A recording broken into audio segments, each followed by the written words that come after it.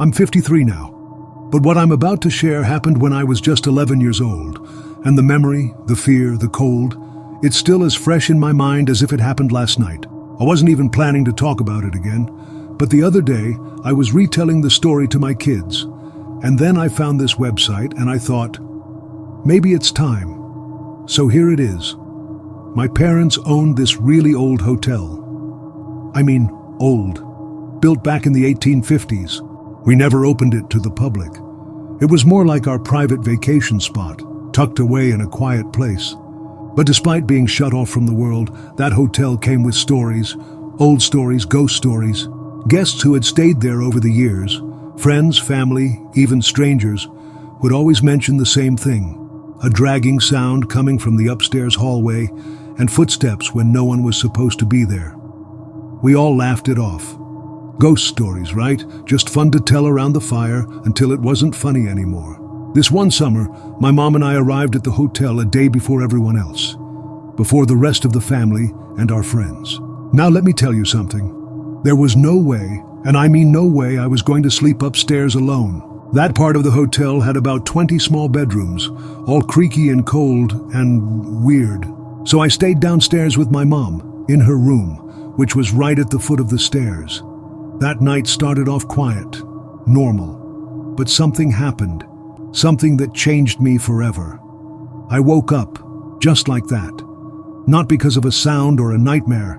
I just woke up, alert, still, and deep down I knew something wasn't right. My mom was still asleep beside me, breathing softly.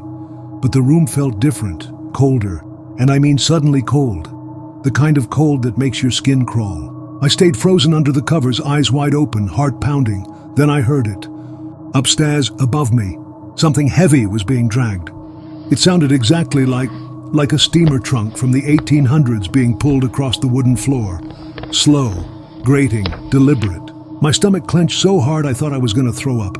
I couldn't move, I couldn't breathe, I just listened. Then it got worse. Footsteps. Clear, slow, heavy footsteps coming down the wooden staircase right outside our room. Creak, creak, creak, one step at a time. Like someone or something was walking down the stairs, not in a rush, just moving steadily toward us. I was 11, but in that moment, I swear I felt every cell in my body screaming in terror. I held my breath, scared to even blink. I didn't want whatever was out there to know I was awake. The sound came closer and closer until it reached the bottom of the stairs, just inches from our closed bedroom door, and then it stopped. Silence. No footsteps, no dragging, just me lying there, shaking, trying not to cry and straining to hear anything.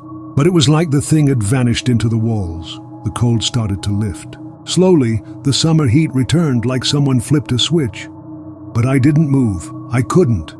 I was too stunned, too terrified.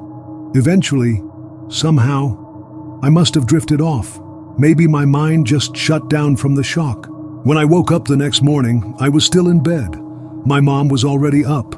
The sun was shining. The air was warm. Everything looked normal. But I knew what had happened. I knew I hadn't imagined it. That was the night I met the ghost of our hotel, the one I used to laugh about, the one I never believed in, until I heard it for myself. 42 years later, and I still can't explain it, but I'll never forget it, never.